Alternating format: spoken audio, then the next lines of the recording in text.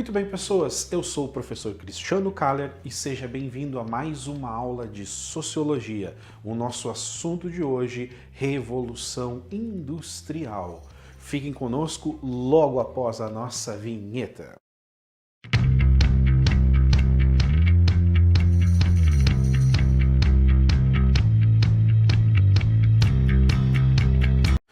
Certo, pessoas? Então a Revolução Industrial foi algo tão marcante na sociedade europeia que recebeu o nome de Revolução, porque de fato mudou a forma das pessoas viverem em sociedade, ok? É um fenômeno do século XVII e século XVIII, mas ele já vinha acontecendo desde o XVI. Mas ele se acirrou mais entre século XVII e XVIII e foi até meados de século XIX. Muito bem. Esse fenômeno, então, o que ele trouxe de diferente para a humanidade? Óbvio, a introdução da máquina, ou seja, a partir do descobrimento de equipamentos que tinham uma propulsão, ou seja, conseguiam fazer movimentos automáticos a partir do vapor, isso mesmo, a invenção da máquina a vapor, esse invento ele é usado em larga escala nos mais diversos tipos de mecanismo e máquinas para a linha produtiva. Primeiramente nas máquinas têxteis, depois nas máquinas operatrizes, na linha de máquinas férreas, ou seja, o trem propriamente dito, entre outros equipamentos. E isso ocasionou uma mudança brusca na forma das pessoas se organizarem em sociedade. Por quê? Antes da invenção das máquinas automatizadas, tudo baseava-se na manufatura, onde eu tinha a pessoa do artesão, e esse artesão, de forma manual, geralmente ele era o proprietário dos seus equipamentos, das suas ferramentas, ele produzia as peças que as pessoas consumiam de forma unitária, claro, com exclusividade, mas de forma unitária e com baixa produtividade. Com a introdução da máquina no processo fabril, tudo isso mudou. Então você pensa que enquanto o alfaiate levava aí, quem sabe, uma semana para confeccionar um conjunto completo, uma roupa completa, com a introdução da máquina, poderia-se fazer centenas de conjuntos em uma semana, por que não dizer talvez milhares de conjuntos de peças de roupas em uma semana. Então isso mudou drasticamente a forma que as pessoas negociavam, comercializavam. Automaticamente o preço das mercadorias, em função dessa alta produtividade, tendiam a reduzir, tendiam a ser menor o preço das mercadorias. Muito bem? Mas vamos aqui para o quadro e vamos ver então as principais mudanças que o processo da Revolução Industrial trouxe para a humanidade. Primeiramente, ela ocasionou mudança nas relações de trabalho. Por quê? Antes nós tínhamos uma população basicamente toda rural, de servos. Agora, com a introdução da indústria, nós temos agora esses camponeses saindo da zona rural, indo para a região onde essa indústria está instalada e se tornando trabalhadores. E agora trabalhadores assalariados. Temos aqui a introdução agora do salário. Eles passam a vender a sua mão de obra em troco de salário. Muito bem? Enquanto eles eram servos, eles produziam na terra, certo? E eles ficavam com uma parte do que eles produziam para a sua subsistência e para a subsistência da sua família, em produto. Agora essa relação muda. Agora não existe mais o produto, você recebe um salário, um valor pela venda da sua mão de obra. Perfeito, pessoas? Continuando aqui, então, nós temos como característica do período um forte êxodo rural, isso mesmo, as pessoas saindo das zonas rurais e se instalando nas vilas, nos centros, e aí começa, então, o inchaço das cidades europeias. Muito bem? o surgimento dessas cidades em torno das indústrias, ok? O que que isso fica negativo? Porque aonde a indústria se instalava, a indústria não pensava na habitação dos trabalhadores que iriam trabalhar nela. Então a indústria não se preocupava com saneamento básico, se haveria estradas, se haveria água potável, certo? Se haveria aonde despejar os dejetos. A indústria não tinha compromisso nenhum quanto a esses quesitos, muito bem?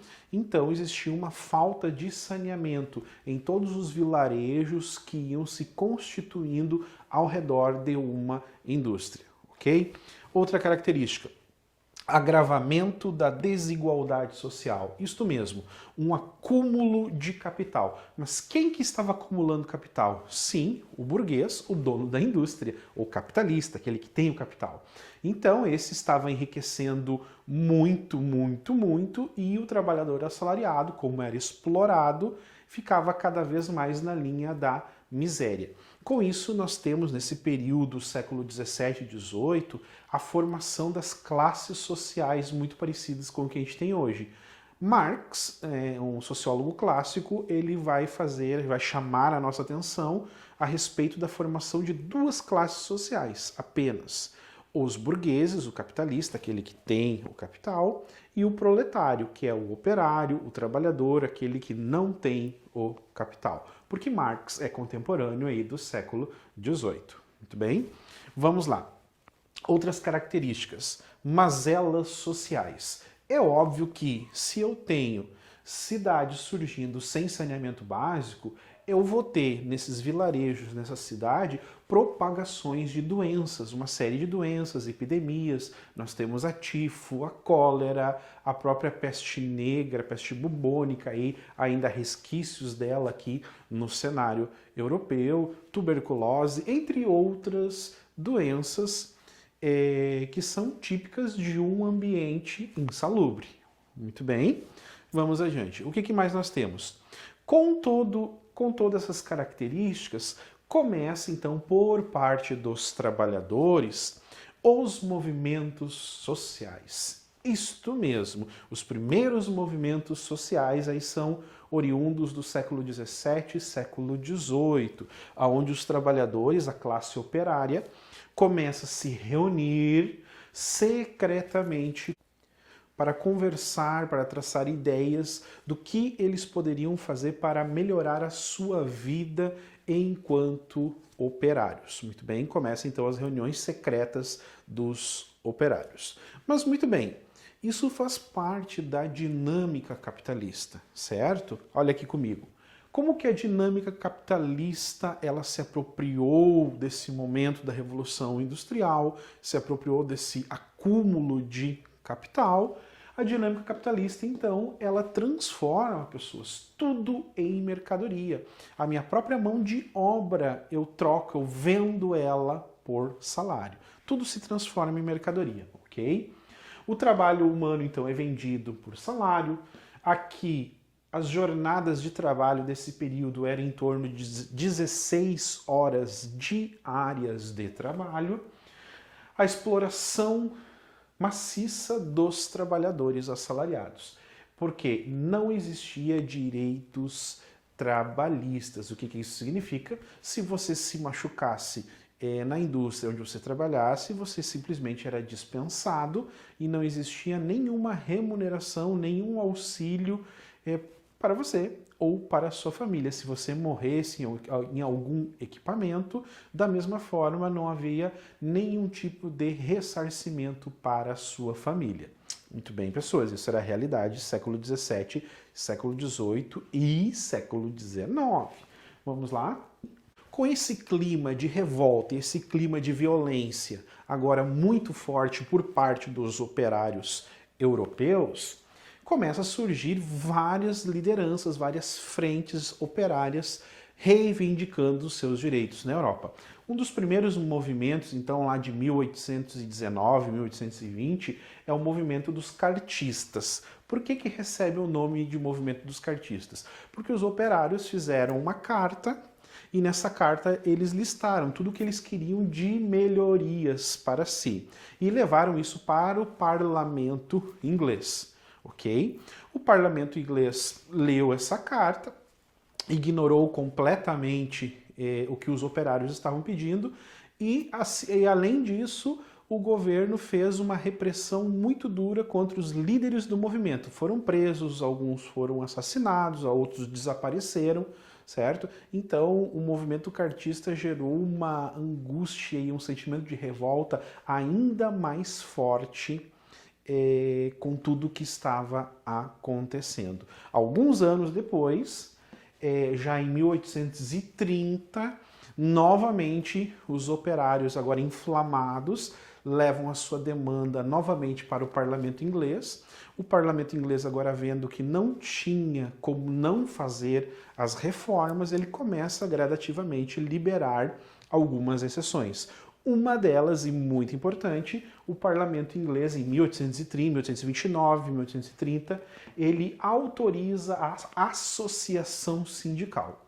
Surgem na Inglaterra, então, as famosas trade unions, que eram os sindicatos ingleses, 1830. Guardem essa data aí, certo?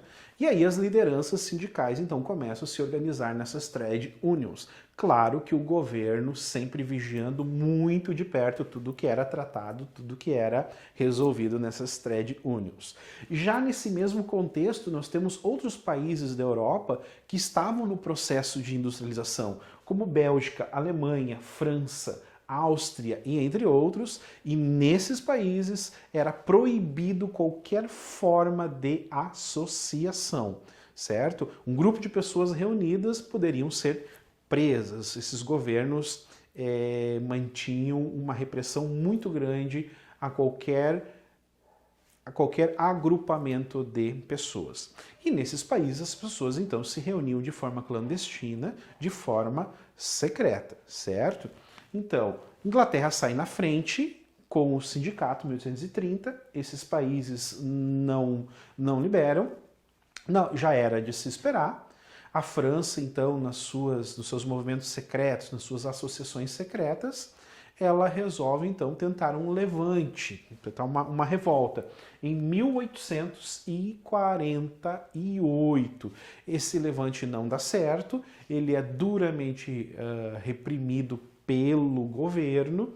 Esse levante levava ideias comunistas, socialistas, já existia toda essa teoria, inclusive esse ano de 1848 é o ano que Karl Marx e Friedrich Engels escrevem o Manifesto Comunista, né? Ali dando a introdução ao que seria o sistema comunista e o que seria um sistema socialista. Nesse mesmo ano acontece então a revolta na França, uma revolta civil armada que não prospera, não dá certo. Ok, pessoas? Muito bem. Então aqui nós temos as primeiras características e impressões das mudanças que ocorreram a partir da Revolução Industrial. A mais expressiva é a mudança nas relações de trabalho, a mudança na forma de comportamento das pessoas e o início, então, dos movimentos sociais, pessoas se sindicalizando, se formando grupos para reivindicar os seus direitos trabalhistas. Muito bem?